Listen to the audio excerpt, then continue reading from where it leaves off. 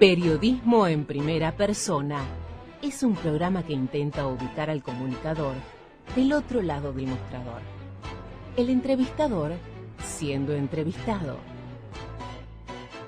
Periodismo en primera persona por BCN Radio.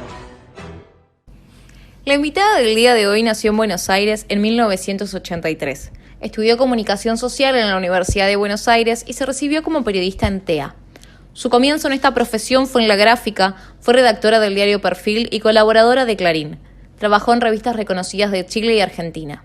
Junto a Soledad Vallejos escribió Amalita, una biografía de la empresaria Amalia Lacroze de Fortabat. Hace años conduce en radio Lo Malo de Ser Bueno por la 1110 y trabaja en la pantalla de TN y Canal 13, donde participó en los noticieros de Telenoche, Arriba Argentinos y en el programa A Dos Voces. Hoy viene a hacer periodismo en primera persona, una comunicadora que deja su marca en la profesión. Bienvenida, Marina Abiuso, a BCN Radio. Bienvenida, Marina Abiuso, bienvenida a BCN Radio en esta versión cuarentena, pandemia. ¿Cómo le va? Bien, ¿cómo estás? Muchas gracias. Bueno, estamos en la cuarta temporada de Periodismo en Primera Persona. Te agradecemos que hayas accedido a esta entrevista, adaptándonos a los tiempos que corren. En general lo hacemos en nuestro estudio, la radio, la vista del Congreso de la Nación. Me deben esta vista, la próxima. Queda hecho el compromiso. Te quería preguntar primero, ¿conocías la Biblioteca del Congreso? Sí. Conozco, soy muy soy muy usuaria de hemerotecas, sobre todo, y entonces conozco la del Congreso también. Debo admitir que no es la que más, mi biblioteca amiga, digamos, la que más he utilizado, pero sí la conozco. Ramona va a participar, o sea, va a ser más fácil. Hola, Ramona. Bienvenida a BCN Radio, Ramona. Ramona eventualmente se aburre y se va, pero si lo combatimos vamos a tener ladridos, perdón. Pero la conozco, sí, me acuerdo que en una época que te daban por fecha y tenías cajas directamente, ¿no? Sobre todo el material más reciente, esas cajas, y soy bastante obsesiva además en el manejo de hemeroteca, por un montón de motivos.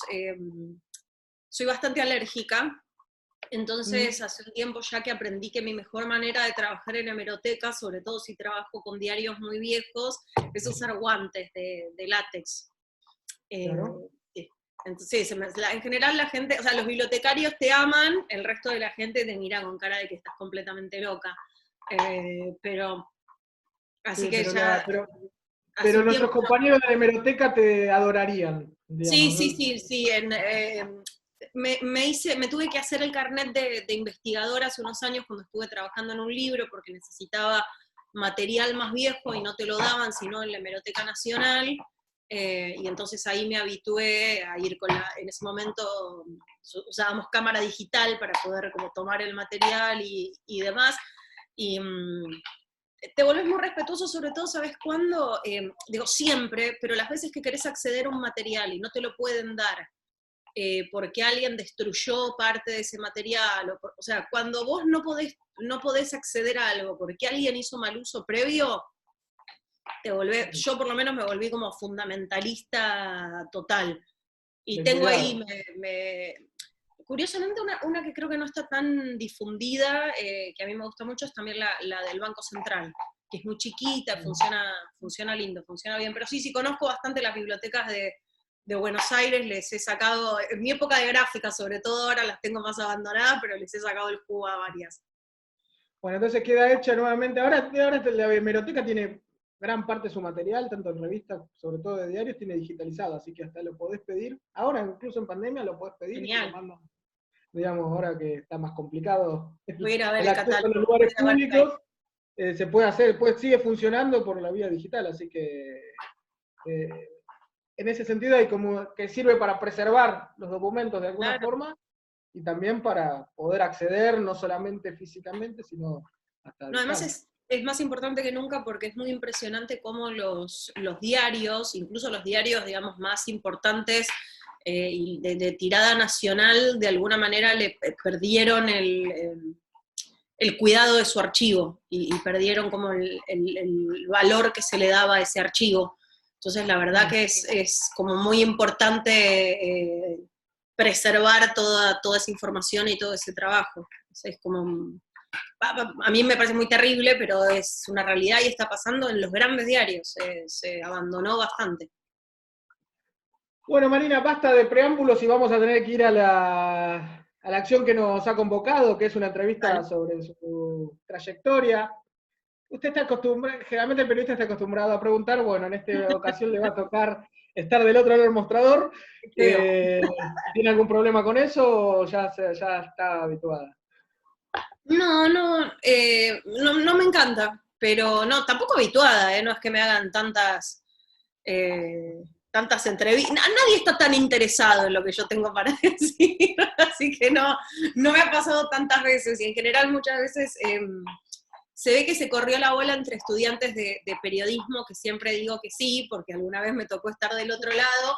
Entonces hay como una época del año en la que me tengo ahí como un tirón de un montón de... Éter, TEA, empiezan a llamar ahí Sí, de TEA, de éter, de lo que sea, ¿viste? Y como, nada, no puedo decir que no, porque alguna vez fui la que llama del otro lado, pero bueno, se ve que se pasaron mi celular entre varios. Leí por ahí que entre esas entrevistas que usted dice que no da, pero que hay bastantes entrevistas realizadas, que siempre quisiste ser periodista. Sí. Lo tenías claro. Sí. Prácticamente no me acuerdo de un momento en el que no haya querido ser periodista. Creo que antes de decir periodista decía escritora, pero me parece que es porque no sabía que era periodista.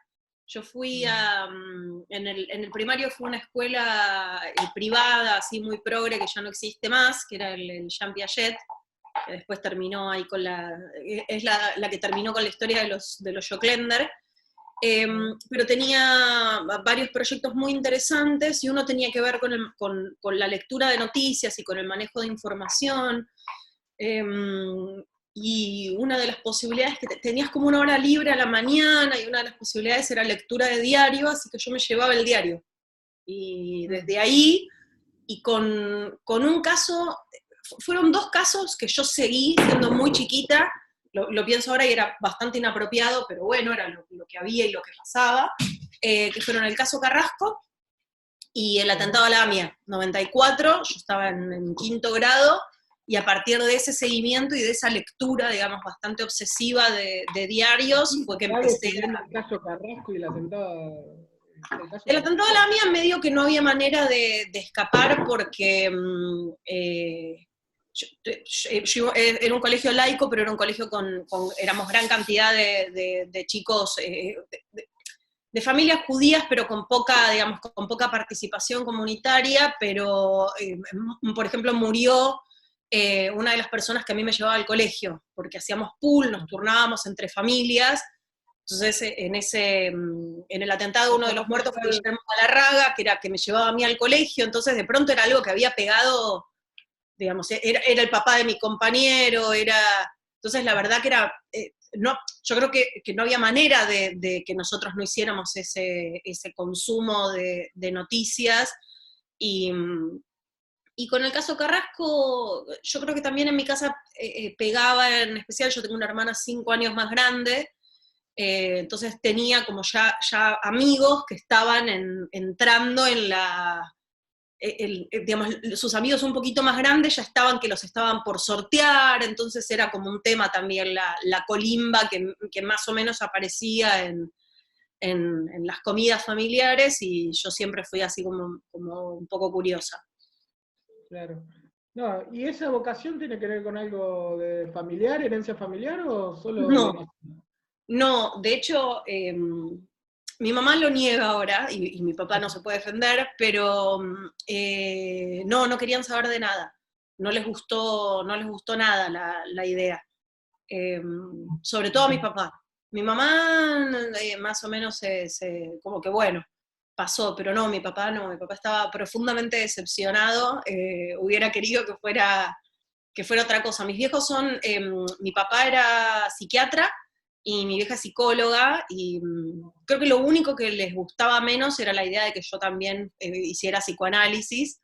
Pero no, mi papá se imaginaba algo más como, su sueño era que yo estudiara filosofía o letras, y la verdad que podría haber hecho una carrera, otra carrera, digamos, y complementarla con periodismo, pero creo que por contrera, por dejar claro que, no, fui y me anoté para hacer, me anoté en simultáneo, en TEA y en comunicación. Viste, como que dejar claro que no iba, que no, que Denota una conducta común de esta obsesión, digamos, en trazarse objetivos e ir para adelante que no importa nada. sí, más de tesón, diría, sobre todo cuando era más chica, ¿no? Sobre todo cuando empezaba. Hay una idea, y me parece que en algunas cosas no es del todo equivocada, ¿no? Yo creo que soy un poco como la generación bisagra entre las viejas redacciones a las que entrabas, como, digo, como entré yo, ¿no? Yo empecé en mi primer trabajo, antes de lo que yo cuento como los años que trabajo, estaba en Radio Cultura sirviendo vasito de agua y atendiendo los teléfonos y qué sé yo. Creo que es un poco como la generación bisagra entre eso y los que ya tuvieron como una formación más de facultad. Ahí los diarios empezaron todos a poner sus maestrías, entonces una manera de entrar era a través de eso. Yo eso no lo llegué a vivir, y la sensación en ese momento era como, bueno, ¿cómo se entra a esto? Ok, yo quiero ser periodista, ahí está el periodismo, ¿dónde voy? ¿Qué hago? Y la verdad que yo lo que tenía, a diferencia, digamos, de si hubiera decidido estudiar psicología, no conocía a nadie. No conocía a ningún periodista, no tenía la menor idea, no sabía cómo era, y tenía mucho miedo. De hecho, yo me noté en TEA con mucho prejuicio, con muchísimo prejuicio, porque yo venía de una escuela pública muy elitista. Entonces, ¿Nacional? sí. Nacional de Buenos Aires. Sí. Entonces imagínate lo que pensaba de un terciario, ¿no? Claro, era como un nivel escaso, desde el punto de vista académico, formativo. No, me parecía, o sea, yo entré porque me dijeron que para conseguir trabajo había que pasar por TEA, entonces yo entré como de esa manera. Me llevé una muy grata sorpresa porque era un taller, y fue algo que realmente me sirvió muchísimo y aprendí un montón. O sea, estuvo buenísimo, fue buenísimo haber pasado por ahí. Pero claro, yo dije, bueno, es acá, ¿y acá cómo es? Ah, porque los profesores son periodistas, bueno, perfecto. Entonces, todos los profesores tienen que acordarse de que yo fui muy buena alumna. Era insoportable, digamos, era como pero bueno, de hecho, uno de mis profesores de TEA fue el que me, digamos, permitió ir a prueba a mi primera pasantía, y mi segundo laburo lo conseguí a través de otra profesora de TEA, que era Gaby Brusos, que siguió, digo que hasta el día de hoy es una amiga y referente, y mi tercer laburo fue un profesor de TEA. O sea, como que había algo de eso en ir relacionándote con gente que estuviera del otro lado. Podemos decir que su objetivo de generar un buen concepto para que la contraten dio resultado. Es que no conocí otra manera, no, pero si mira, yo te puedo contar la historia de cómo entré. Me la han hecho contar 1000 veces, es un papelón, es una vergüenza, pero yo creo que muchas veces es muy útil. Yo en ese momento era pasante de Clarín, de los zonales de Clarín, que tenían esas pasantías en las que pasábamos volando todos. Me acuerdo que mi jefe, que era un divino, decía que cuando más o menos empezabas a poder andar solo, cambiaban de pasante, ¿viste? Que se quería matar, porque se vivía entrenando gente que llegaba sin tener la menor idea de cómo se manejaba una redacción, digamos. Realmente el laburo periodístico tiene una cosa que hay una distancia, digamos, es un oficio, hay una distancia tan grande entre lo que vos podés aprender en el aula y lo que efectivamente pasa en una redacción, que es muy difícil de replicar. Y yo me enteré, me llama un amigo, que era de hecho un compañero de secundario, pero que también estudiaba periodismo, y me dice que se enteró que tiene el dato de que abre Diario Perfil, que reabre Diario Perfil, que era así medio un mito que había existido en el 98 y que volvía. Yo te estoy hablando, digamos, pensá que esto era 2004, ¿no? Recién había algún atismo de reactivación, pero la sensación era que no íbamos a ningún lado. Había cerrado, digo, estaba por cerrar TXT, ¿no? Era como un momento bastante... Igual con el periodismo siempre la sensación es que es un Para momento variar. bastante choto. Sí, van y vienen, ¿no? Pero me llama y me dice eso, me dice que tiene ese dato. Entonces yo la llamé a esta que había sido mi profesora y que laburaba en Perfil, pero no en el diario, que todavía no existía, sino en Revista Mía, y le digo, escuchame Gaby, mirá, me llegó este dato, que es que abre el diario Perfil. Dice, bueno, vos tenés que dejar de desayunar con whisky. Si estás loca, Fontevecchia no vuelve a abrir el diario nunca más, lo mal que le fue en su momento, no, de ninguna manera. Ok, digo yo, bueno. A las 2 semanas, creo, como una cosa así, se confirma que era cierto, da una entrevista, y digamos, lo blanquea el tipo. Entonces me llama ella y me dice, mirá, no te estaba mintiendo, realmente no lo sabía, dice, no sé de dónde sacaste el dato vos, de hecho yo todavía no sé de dónde lo sacó el otro, me dice, pero para que sepas que no te mentí, para que veas que no te estaba tratando de cagar, quiero que sepas que Claudio Gurmindo va a ser el director del diario. Perfecto. Claudio Gurmindo en ese momento era el director de Revista Noticias, en ese Perfil tenía un sistema de mail muy paupérrimo que colapsó inmediatamente porque todo el mundo empezó a escribir, mandando currículum, mandando de todo, entonces te rebotaban los mails, era toda una locura, y yo tenía, que ya le había mandado a medio mundo en su momento, una cartita muy linda que escribía tipo, presentándome, diciendo hola, ¿qué tal? Quiero ser periodista, era puro entusiasmo y nada más, y tenía una nota que me habían publicado, vos en el Zonal, en la gran cosa a la que aspirabas era que alguna nota tuya saltara al diario. Y a mí me habían comprado una nota de cultura. Entonces yo tenía esa nota, y eso lo solía iba y lo entregaba en las distintas redacciones, en carta a los editores, o me iba al kiosco de revistas de cerca de mi casa y me fijaba el staff completo de las revistas que me interesaban y mandaba ahí, un sobre de papel, iba y lo entregaba. Me acuerdo que la primera vez que lo hice pensé que a lo mejor me recibían, entonces me fui vestida toda elegante y volví unas ollas en los pies que casi me desmayo, ahí entendí que nadie me iba a recibir y me fui como si fuera la mensajera y punto. Con las deportivas. Pero bueno, agarré ¿estás bien, Ramona? Agarré esa cartita, todo, y me fui a la redacción de Perfil a entregarla en persona. Ahí me enteré que Revista Noticias estaba en otro lado en ese momento, me fui hasta Noticias, y cuando llego, ya era tarde, me acuerdo que algo, dije, nada, yo me mando. Entonces, en vez de decir que venía a dejar el currículum, dije que era Marina Biuso de Clarín. Cosa que no era mentira, pero era pasante de Clarín, pero era Marina Biuso de Clarín. Nadie me había pedido que estuviera ahí. Bueno, nada, fui pasando, hasta que llegué al escritorio. En el escritorio no estaba la secretaria. Le digo, bueno, te imaginarás por qué estoy acá. Grace me mira, me dice, no. Y le digo, bueno, debe haber venido mucha gente. Me dice, mirá, mucha gente escribió, mucha gente llamó, venir no vino nadie.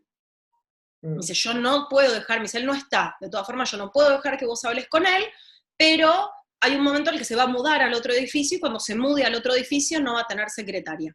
Entonces yo lo que puedo hacer es avisarte cuando se mude. Entonces a partir de ahí yo llamaba una vez por semana, me atendía la secretaria que me decía, no, hasta que un día me dijo, no trabaja más en este edificio.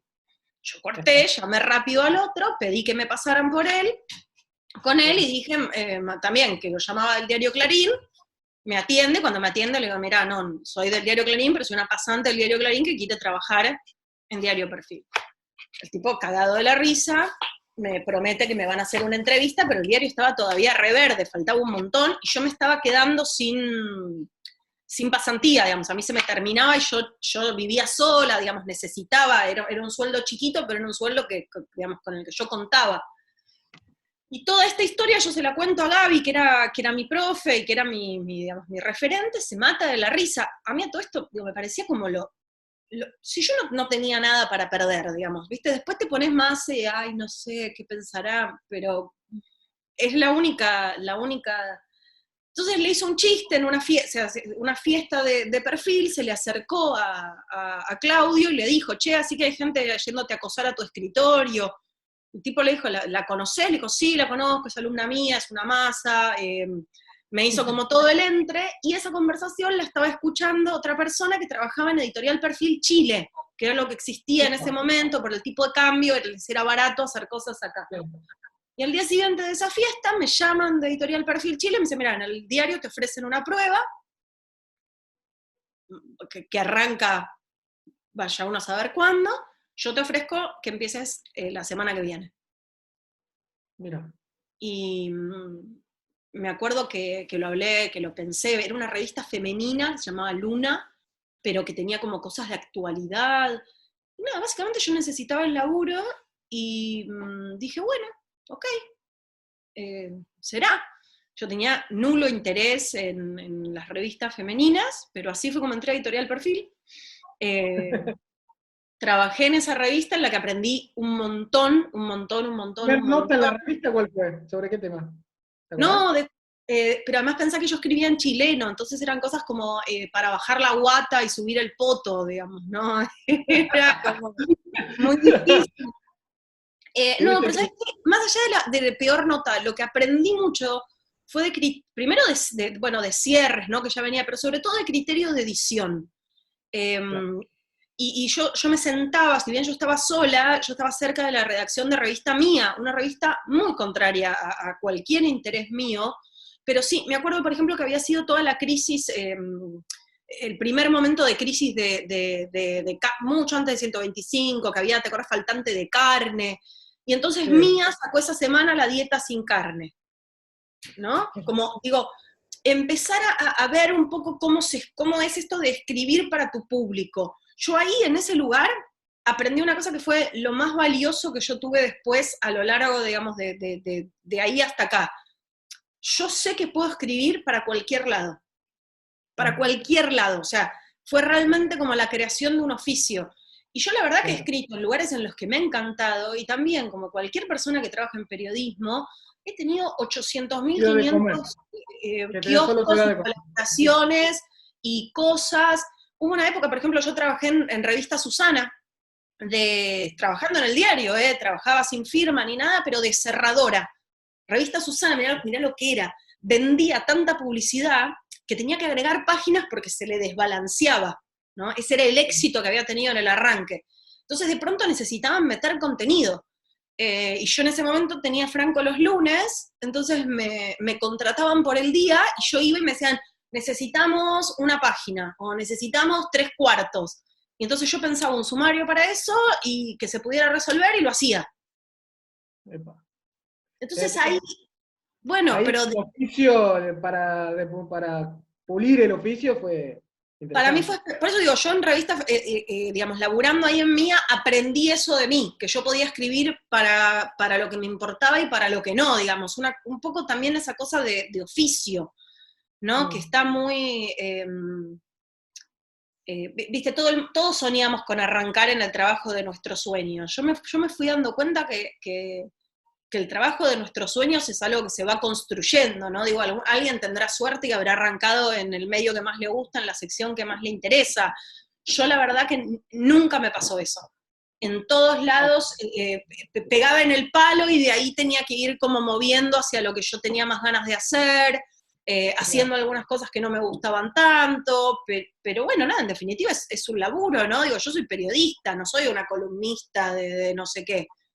Mi pluma no le importa a nadie, digamos, lo mío es oficio y embarrarse un poco las patas, ¿no? Digo, bueno, a ver, me pasó lo mismo cuando entré al canal, entré en definitiva haciendo una cosa más relacionada a tecnología y redes. Yo siempre insisto que ahí hubo una confusión, porque soy medio nerd y uso anteojos, ¿no? Pero yo de tecnología no sé mucho. Yo sí era la parte de redes, digamos, de la parte social, para la parte tequi siempre estuvieron mis compañeros que son infinitamente mejores, ¿no? Digo, yo cuando tengo una duda lo consulto a Santi Dorrego o a Fede. Claro. Pero bueno, de ahí irme corriendo a poder hacer cosas un poco más amplias. Pero bueno, primero hice casi un año de solamente estar metida ahí. Y también me parece que hay algo importante en eso y en esa construcción, porque cuando yo pasé la radio fue un poco más ameno y más amable y más gradual, porque era una radio, digamos, de no tanta exposición, porque era más sencillo de hacer. Para mí en la tele fue como... Nunca había pasado que llegara a Telenoche alguien que nunca había hecho televisión. Y yo tenía 30, y en las reuniones de sumario tenía que anotaba las palabras, porque yo no entendía lo que hablaban. Pero de verdad no entendía lo que hablaban. Me decían, bueno, vas a presentar, vas a hacer esto sobre un testipanio, y yo anotaba testipanio, y después iba y buscaba a alguna de las productoras buena onda para decirle, che, ¿qué carajo es un testipanio? Sí, como la escuela. Es como la escuela. Pero estuvo bueno, porque eso es algo que en las redacciones a los 20 lo haces sin problema, y de pronto a los 30 sentís que ya tendrías que saber todo, y yo tuve que... Bueno, de hecho mismo me está pasando, por ejemplo, ayer me mandé una macana con... Yo solía hacer notas en calle, pero era muy excepcional que yo hiciera móvil. Y ahora, hace más o menos un mes, estoy haciendo 4 móviles por semana. Claro. Y ayer me mandé una macana y aprendí, yo que en general soy como bastante de la idea de no esconder esas cosas y de decir mala mía a los que haga falta, ¿no? Pero sí, claro, porque realmente no sabía, y le dije a los chicos del móvil, no sabía que era así. Me escriben diciéndome, che, levantamos acá, y yo no conocía el lugar, le dije, levantá donde te parezca, y claro, yo les había pasado una dirección en vez de las coordenadas, era un poquito más adentro, entonces estos habían levantado señal en una rotonda, yo tenía que llegar hasta el otro lugar, y claro, el proceso del móvil, de lo que significa levantar, de lo que significa hacer el enlace, y qué sé yo, es algo que yo no estoy aprendiendo ahora todo lo que implica. Claro. Entonces, claro, yo en un momento le digo, ¿podemos mover? Tipo, nos hacemos 2 cuadras para allá, y me miran como, no, o sea, y llegar al aire a las 3, no. Entonces tuve que mover, o sea, a todo el mundo le expliqué, pero es un aprendizaje también, con cosas que parecen obvias, pero para alguien que se crió en otro lado, no sé, aprendí, por ejemplo, el otro día cuánto necesitan de despeje, que si vos mandás en el medio de un coso con árboles no vas a llegar, que si tiene un edificio no sé cuál. Y claro, para alguien que arrancó en tele tirando cables a los 18, me escucha y está diciendo, esta mina es tarada. Pero no, en algún momento lo tenés que aprender. O sí, pero no por eso, digo. Interesante para ver un poco cómo es el oficio ya en este caso del cronista de calle, pero te quería preguntar, algo que le preguntamos a todos los entrevistados, ¿cuál es la función del periodista? Social, ¿no? Mira, yo creo que justo ahora es un momento como muy clave para pensarlo, ¿no? Porque si los periodistas siempre nos creemos muy importantes, y yo creo que en algún sentido somos importantes, pero somos importantes como ente, no cada uno de manera individual. Y no más importante que la noticia. No, Bien. Ni hablar, pero digo, ahora que nos dieron un sellito que dice que somos esenciales, qué cosa, ¿no? Qué difícil va a ser lidiar con estos egos. Yo creo que la función del periodismo es informar, y parece una obviedad, pero a mí una cosa que me impactó mucho en todo este tiempo de cuarentena y de pandemia es, me estuvo pasando algo que nunca me había pasado en esta dimensión, que es la cantidad de gente que me escribe por redes sociales o incluso que me para en la calle con dudas, con cosas como no sé qué hacer, con problemas muy específicos muchas veces, Como pero ser una referente, decís. no lo tomo como referente, ¿sabes? Sino como, no sé, digo, yo vivo en Chacarita, es un PH, cualquier vecino del Paseo del Perro, cualquier vecino, digamos, que vea TN y Se puede reconocer. sabe que yo vivo acá. Y me pasó de los primeros días de salir y encontrarme una vecina de 2 edificios de acá, parada, que me estaba esperando, que no había tocado timbre, porque tenía un turno en ANSES, me acuerdo todavía, para el 1 de abril, y quería saber si se mantenía. Y esa situación que es particular, pero siempre detrás hay una situación general, ¿no? Desde esa, que fue a fin de marzo, hasta ayer una persona que no le atendía la obra social y necesitaba, o sea, no le atendía la obra social, pero tampoco podía llamar al 107, porque el 107 la derivaba a la obra social, y estaba con síntomas de COVID y no sabía qué hacer. Es como que el Estado en este momento está, por supuesto, en una situación de desborde total, porque está ante algo inédito, pero hay un montón de situaciones que se van por las endijas. Yo creo que nosotros como periodistas, con información, podemos ayudar a un montón de gente a que acceda a eso. Me sorprendió, insisto, la cantidad de gente que me vino con situaciones particulares, gente que alguna vez traté, no sé, digo, el albañil que laburó en casa que me llamó porque quería saber si podía sacar el permiso y cómo era, y yo todo eso a todo el mundo es muy agobiante, ¿eh? Pero digo, bueno, pará, porque seguro hay alguien más que tiene este tema. No sé si viste, por ejemplo, el laburo que hizo Steffi Pozo de C5, yo la conozco por grupos feministas que trabajan en economía y qué sé yo, se mandó como una lectura profunda y muy, digamos, exhaustiva de todo lo que tenía que ver con el IFE, y estuvo contestando al respecto de eso. Y me parece muy importante, porque a veces, digamos, hay El gente que periodismo no como llega. servicio Me parece que sería. ahí tenemos que entender que somos no te entendí, ¿cómo? El periodismo como servicio, Sí, como en servicio este momento social. yo creo que es lo más esencial, ¿no?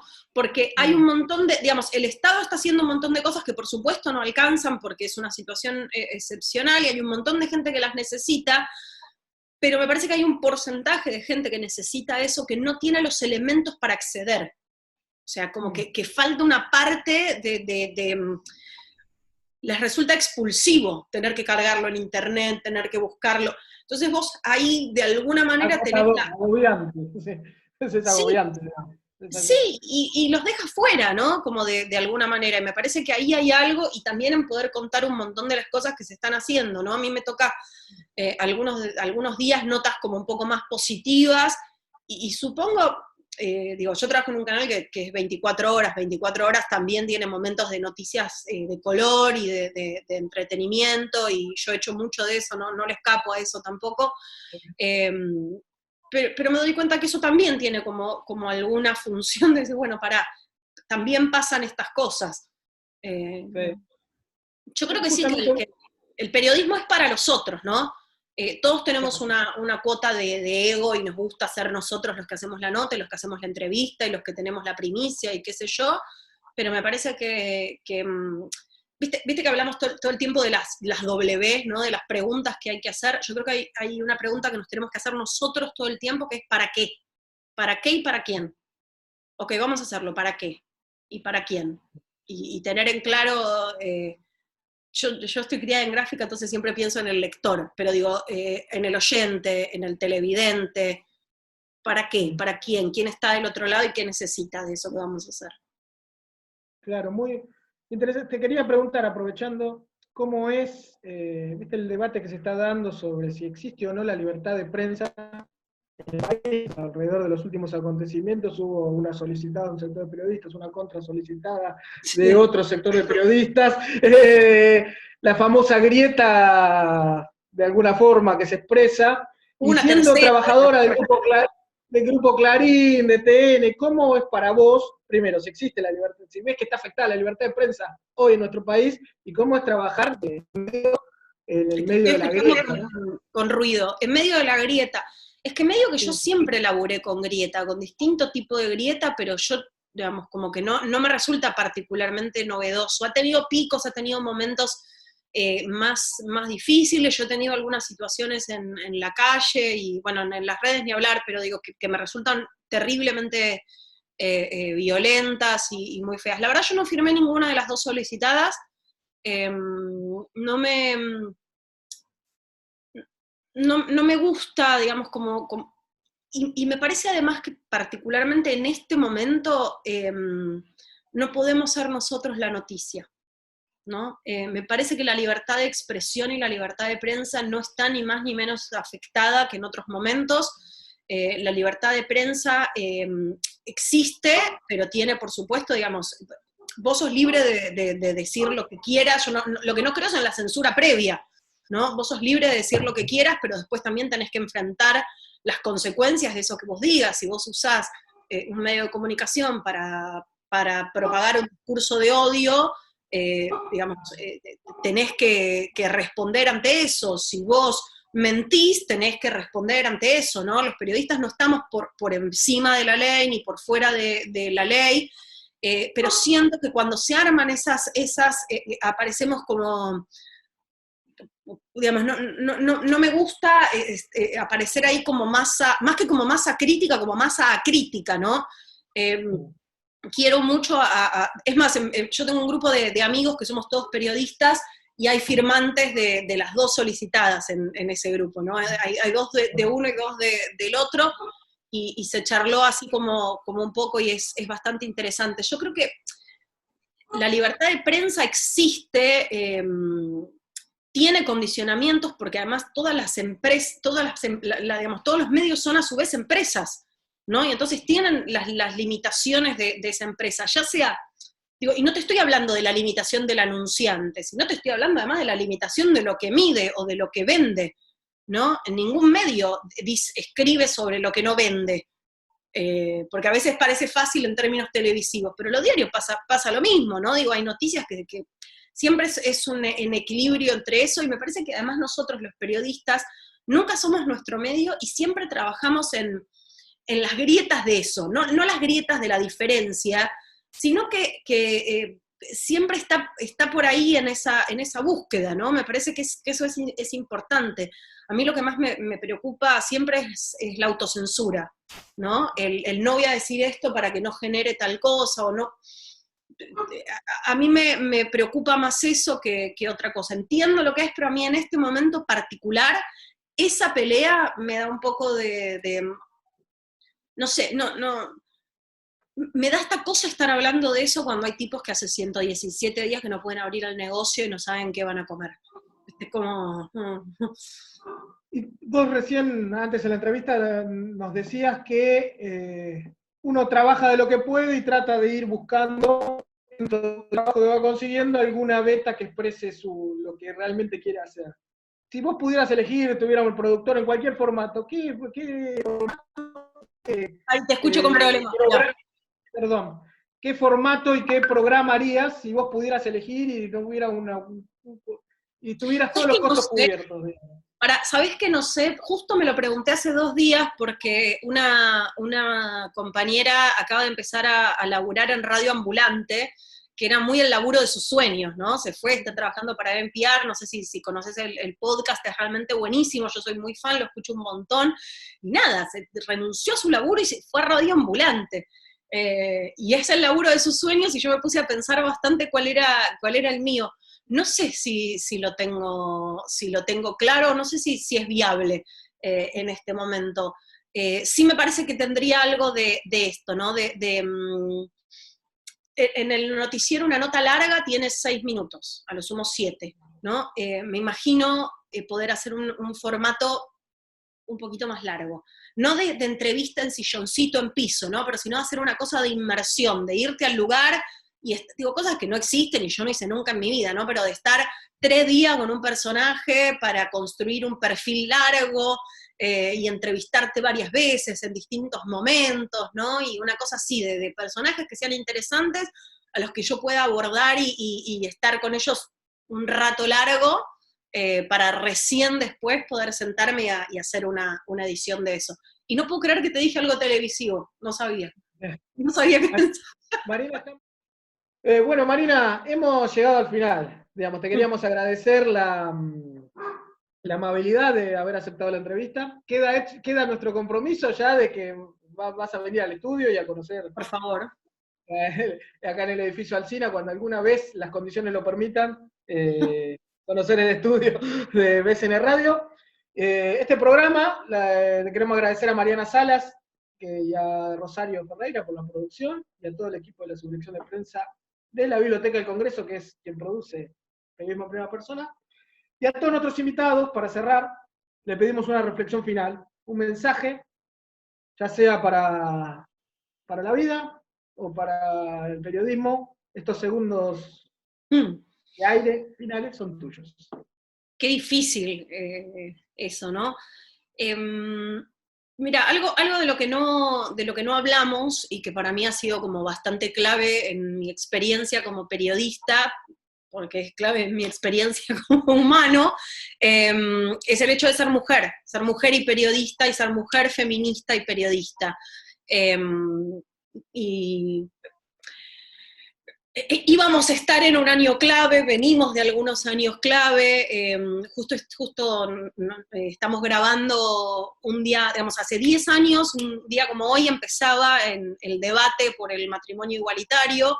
Yo trabajé en esa cobertura, y me parece que venimos hablando mucho de la libertad de prensa, y me parece que en torno a eso se da como un debate sobre la neutralidad. Y algo que yo fui pensando bastante en el último tiempo es nuestro rol como periodistas en situaciones así, y la convicción absoluta de que no se puede ser neutral en cuestiones que tienen que ver con derechos humanos.